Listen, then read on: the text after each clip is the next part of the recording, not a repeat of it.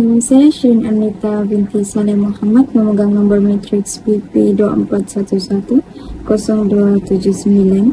Saya akan terangkan bagaimana cara untuk create account and download NVivo, dan bagaimana cara untuk import files dan image.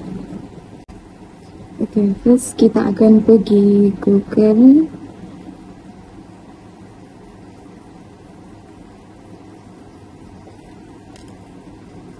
Dan kita akan search NVivo download QSR International. Dan kita akan tekan putting the free trial of NVivo. Kita akan masuk website tu. So kita akan pergi sini dan letaklah first name and last name kita.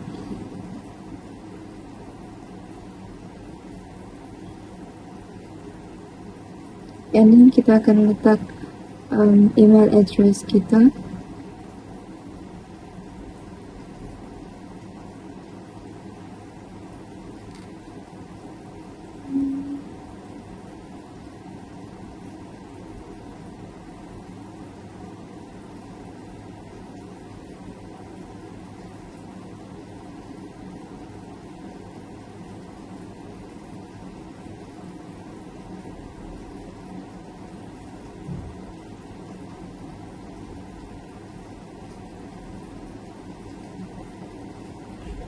Tekan send verification code dan kita tunggu kode tu masuk dalam email.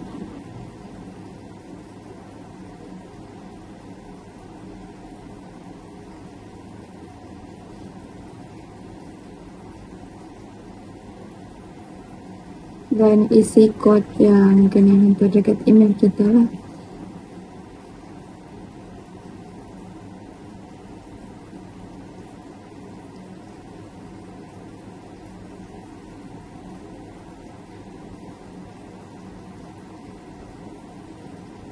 So kita akan buat password.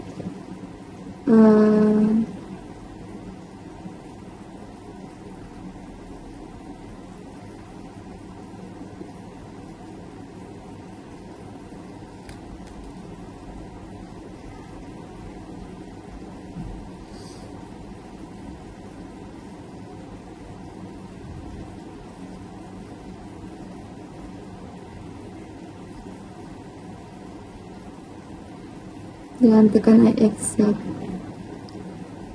Dan kita akan create account dan tunggu kejap.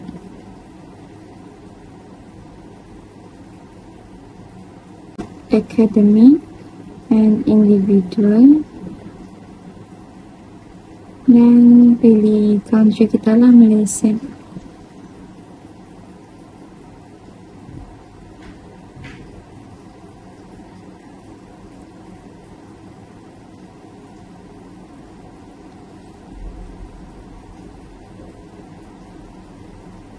So kita akan masuk di sini dan kita tekan NVivo.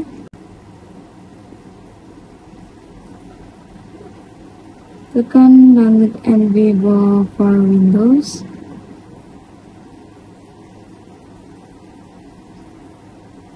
Tunggu kejap.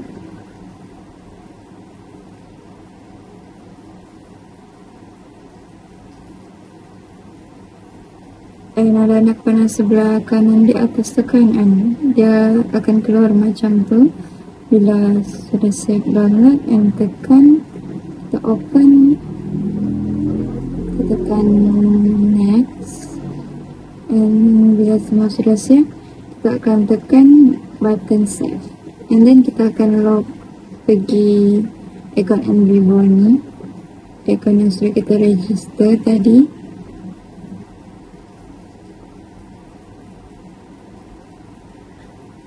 Dia akan keluar macam ni lah. Dan kita akan ganti kita punya nama and initial. Letaklah nama kamu. then kita akan masuk dalam account and viewer kita.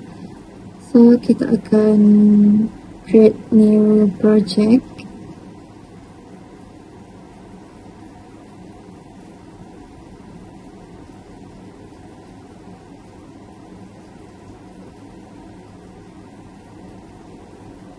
So yang kita buat dua file lah. File yang pertama transcript respondent.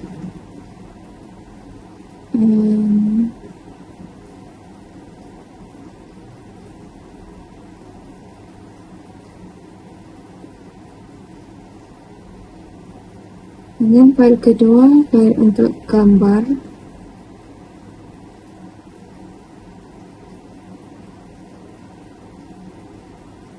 Seterusnya kita akan import file, beberapa file dan gambar dalam kita punya ini project tadi.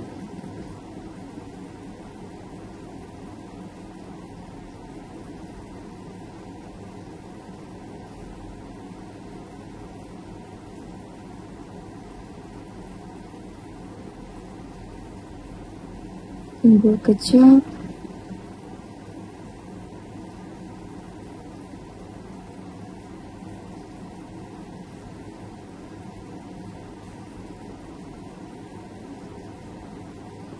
Sini file kita sudah di-upload dalam ni.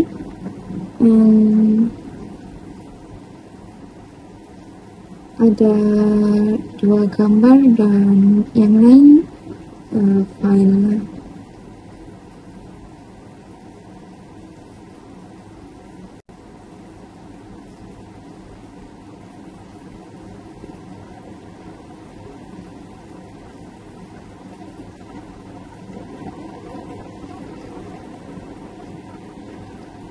Okay, next kita akan cara kita mau kasih asing gambar dengan file tu.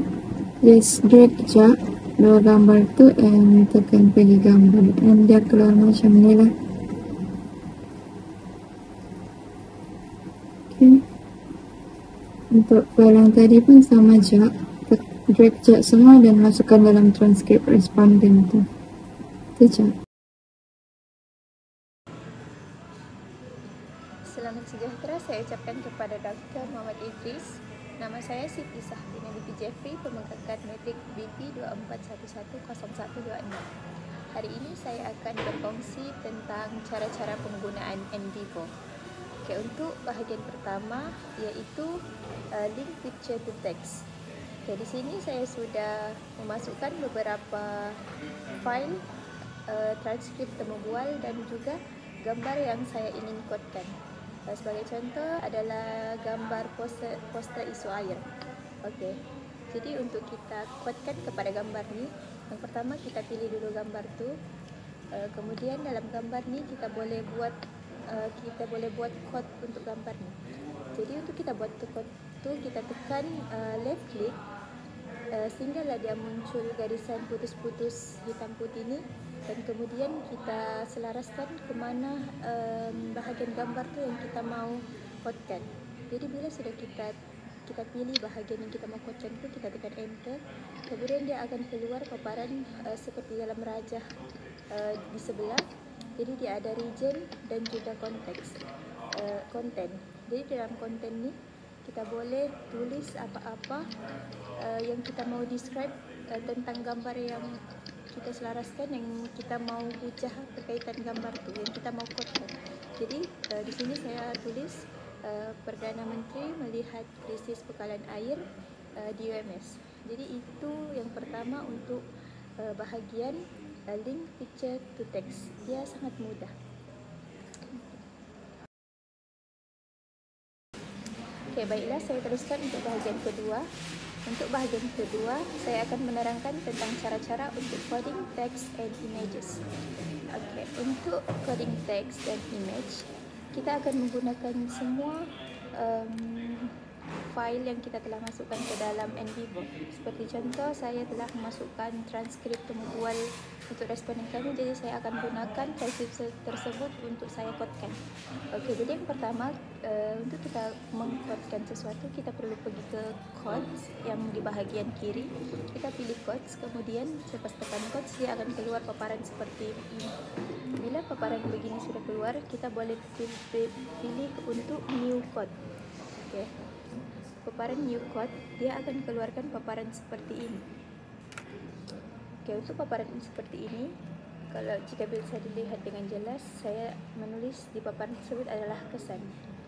Kesan yang kita boleh peroleh daripada transkrip yang saya lakukan yang berkaitan dengan tajuk kami, iaitu penglibatan ibu bapa terhadap pendidikan awal kanak-kanak. Jadi saya ambil kesan sebagai kata kunci untuk saya membuat kod. Okey, jadi kita boleh tengok di sini saya telah buat kod untuk cabaran dan juga kesan. Jadi di bawah kod cabaran dan kesan, kita ada kod-kod yang lain untuk menjadi support kepada kod tersebut. Sebagai contoh, di bawah kod cabaran terdapat kod anak degil dan faktor masa. Itu merupakan cabaran yang dihadapi oleh ibu bapa dan juga anak-anak dalam penglibatan ibu bapa dalam pendidikan awal kanak-kanak ni. Okey, jadi di sini saya mau tambah lagi untuk kesan. Saya akan tunjukkan cara-cara macam mana kita mau kod daripada transkrip tu untuk kita masukkan dia ke dalam kita punya kod. Jadi kita boleh pilih daripada mana-mana transkrip. Sebagai contoh, saya ambil dari transkrip ni. Okey, kita pilih transkrip tersebut. Kemudian kita cari apa yang kita ingin kodkan. Contoh sebagai saya telah membuat dua kod, iaitu cabaran dan juga kesan. So, dalam transkrip tersebut, saya cari apa cabaran dan juga kesan untuk saya masukkan poin-poin tersebut ke dalam kod itu. Jadi saya jumpa sini cabaran utamanya, contohnya tak yakin. Okey. Jadi oleh kerana faktor tidak yakin tidak terdapat dalam cabaran, tidak ada kod dalam cabaran, saya akan tambah di bawah cabaran kod baharu di bawah cabaran. Jadi saya akan tambah satu kod lagi, iaitu kurang keyakinan. Okey, jadi sudah tertambah kurang keyakinan, jadi saya akan pilih ayat yang menyatakan kurang keyakinan tersebut ke dalam kod kurang yakin di bawah cabaran. Cara untuk kita masukkan kod tersebut hanya perlu kita pilih ayat tersebut, kemudian kita pilih. Selepas kita pilih, kita drag dan kita bawa kepada kod tersebut. Kita hanya drag sahaja. Sebenarnya dia ada dua cara, kemudian nanti saya akan tunjukkan satu cara lagi. Okay. Kita hanya dragkan saja dan dia akan automatik masuk ke dalam kod yang telah kita buat. Okay, itu adalah cara kita mengkodkan transkrip temu bual ke dalam kod yang kita telah bina. Jadi bila kita buka dalam kita punya kod, kita boleh nampak kita peroleh kod tersebut daripada mana. Kalau kita nampak sini, kita boleh tengok transkrip temu bual responden 10 kita dapat dan yang lainnya. Okey. Kemudian saya akan ajar juga cara-cara untuk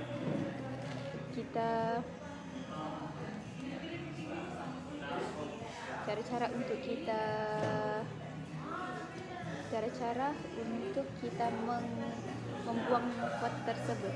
Maksudnya selepas kita kodkan ayat tersebut, kita mau buang daripada kita punya kod. Okey. Untuk itu, okey, jadi kita boleh tengok sini ayat ni mula membuat keputusan sendiri dan keras kepala dengan arahan yang diberikan. Saya akan buang ayat ni daripada kod anak yang degil ni. Saya akan buang. Jadi caranya kita hanya perlu pilih perkataan tersebut, kemudian kita tekan left click. Di situ dia akan ada menyatakan untuk uncode. Jadi kita hanya pilih tu, dia automatik akan hilang daripada kita punya kod yang kita telah tetapkan. Okey. Jadi apabila dia sudah hilang, kita boleh uncode semula seperti mana yang kita buat pada mulanya. Jadi cara untuk kita uncode tu, kita hanya perlu pilih di mana ayat yang kita mahu, kita cari file daripada file yang kita peroleh, kemudian kita pilih ayat tersebut dan masukkan semula ke dalam kod yang telah kita tetapkan. Seperti contoh yang saya buat sini, saya ambil daripada transkrip temu bual responden kedua. Kemudian saya cari ayat yang sama seperti yang asal, saya pilih, kemudian saya drag sahaja ke dalam kod. Contoh seperti ini, kita belum masuk kepada kod, so kita perlu pergi ke kod semula supaya kita lagi mudah untuk drag perkataan tu. Jadi dia boleh automatik masuk ke dalam kita punya kod. Yang saya buat sekarang ni, kita kodkan ke dalam kod anak degil. Okay, dan dia akan automatik untuk masuk ke dalam kod yang tadi. Okay, jadi sini dia menunjukkan kod-kod yang telah kita pilih sebagai kod kita di bawah cabaran. Okay, saya rasa itu saja. Semoga boleh memahami apa yang saya sampaikan. Sekian, terima kasih. Seterusnya kita beralih ke bahagian 2.2, iaitu using memo. Yang pertama sekali kita ke bahagian transkrip interview dekat sini. Seperti yang kita lihat, ada 10 transkrip interview untuk kajian kami. Klik di mana-mana transkrip temu bual yang kita mahu, contohnya ini. Kita left click. Bila keluar paparan macam ini, kita cari pilihan memo link. Dekat sini dia ada dua pilihan, iaitu link to new memo dan link to existing memo. Oleh disebabkan kita mau create new memo, kita pilih yang ini. Dan bila keluar paparan macam ini, kita kena letak nama untuk memo kita. Contohnya, selepas kita letak nama tu, klik OK. Dengan ini kita akan automatically masuk dalam memo yang kita create sebentar tadi. Jadi dekat sini kita boleh tulis apa notes untuk transkrip temu bual kita, contohnya.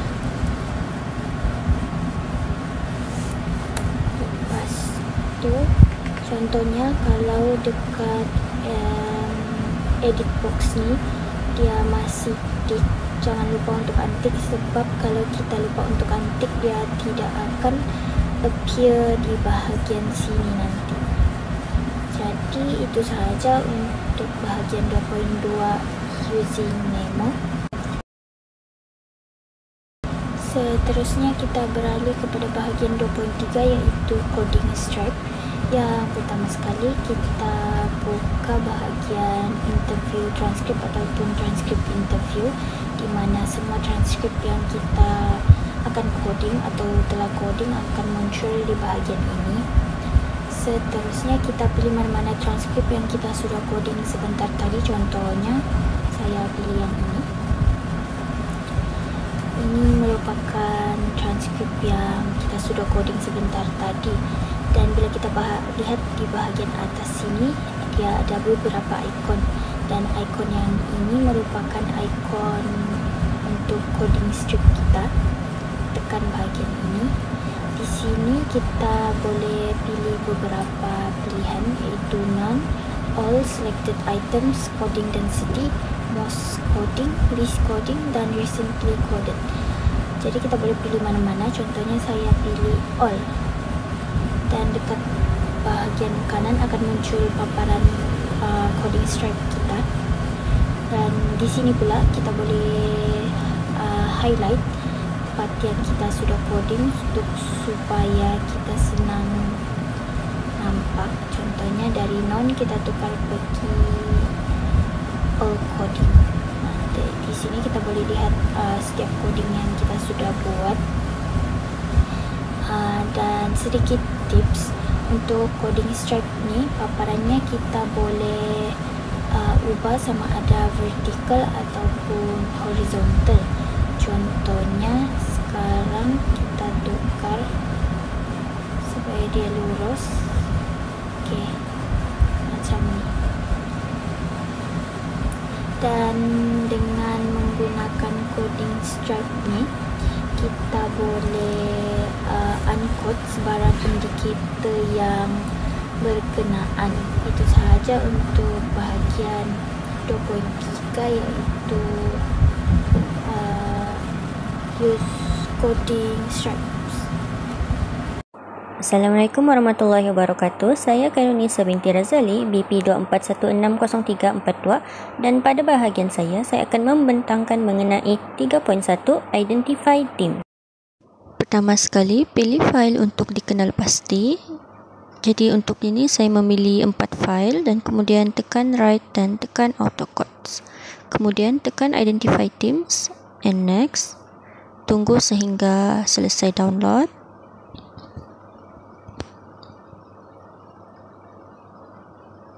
Jadi kita akan kemudian nampak benda ni dan tekan next. Ada dua pilihan, pilih code sentences dan tekan finish. Kemudian kita tunggu.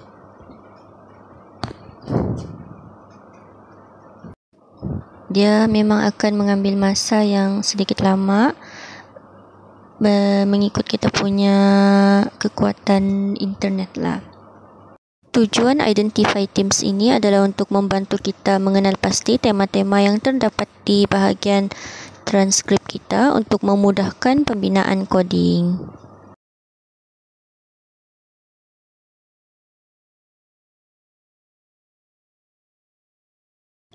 Selepas tunggu, kita boleh nampak dia punya result dekat sini. Ini semua adalah tema-tema yang kita dapati berdasarkan 4 transkrip yang kita telah pilih tadi. Di sini ada tema pendidikan dan juga kalau tekan di bahagian sebelah AutoCode Themes Results, kita dapati beberapa perkataan yang telah disebut secara berulang kali. Contohnya perkataan anak telah disebut sebanyak 10 kali di dalam transkrip temu bual responden 3.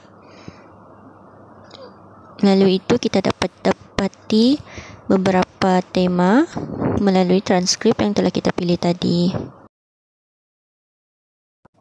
Untuk bahagian cluster analisis pula, kita perlu tekan explore dan tekan diagrams. Kemudian pilih cluster analysis. Akan ada dua pilihan, kita perlu tekan codes dan juga tekan next. Kemudian terlebih dahulu kita perlu pilih apa-apa codes yang kita ingin analisis dan kemudian akan keluar 3 pilihan, dan untuk kajian ini kita pilih coding similarity dan tekan finish. Kemudian kita tunggu. Kemudian item cluster kita pun telah selesai di generate mengikut coding similarity yang kita telah pilih tadi, dan ini adalah hasilnya.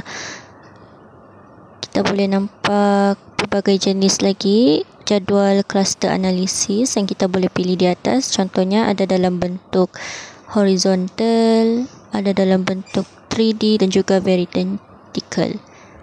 Kita hanya perlu pilih berdasarkan jenis item cluster yang kita ingin hasilkan lah.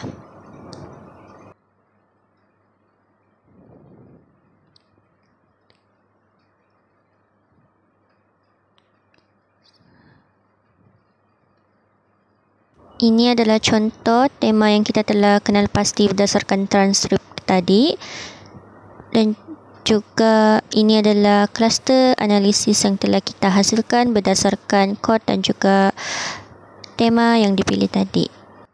Baiklah, itu sahaja untuk bahagian Identify Themes dan juga cluster analisis daripada saya. Sekian, terima kasih. Nama saya Nur Atira binti Syada, pemegang nomor matriks BP 24110204. Hari ini saya akan menunjukkan cara untuk explore diagram. Pertama sekali, kita akan pergi bagian codes.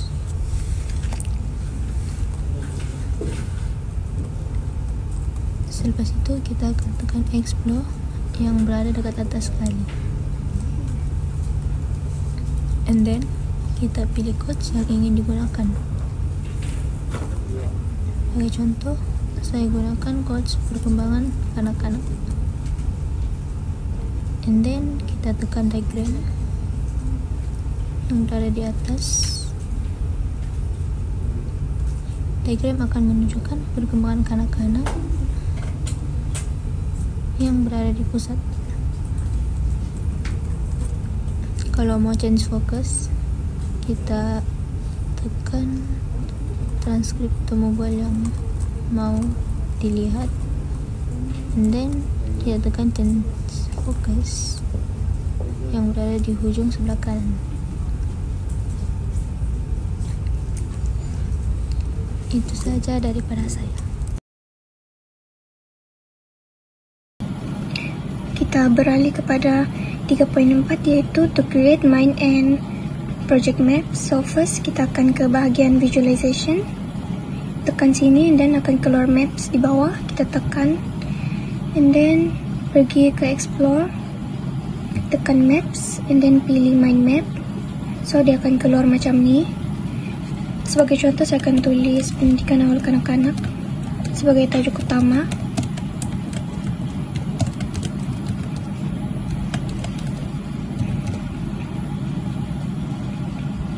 Lepas itu dia akan keluar macam yang dipaparkan di skrin ni.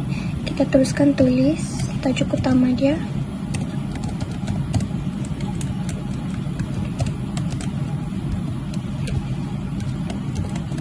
Baiklah, selesai itu seterusnya kita akan mau perkembangkan dia lagi atau luaskan map ni.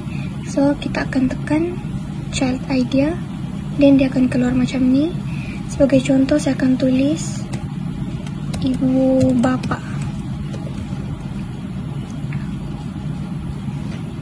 Seterusnya sekolah.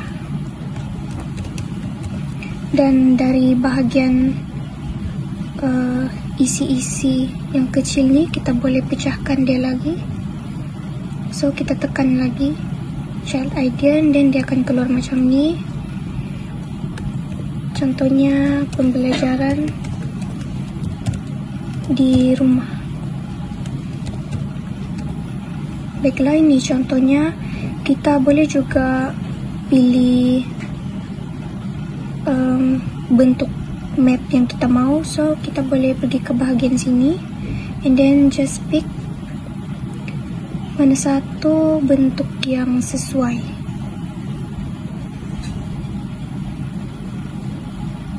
Baiklah, itu sahaja daripada bahagian saya. Sekian dan terima kasih.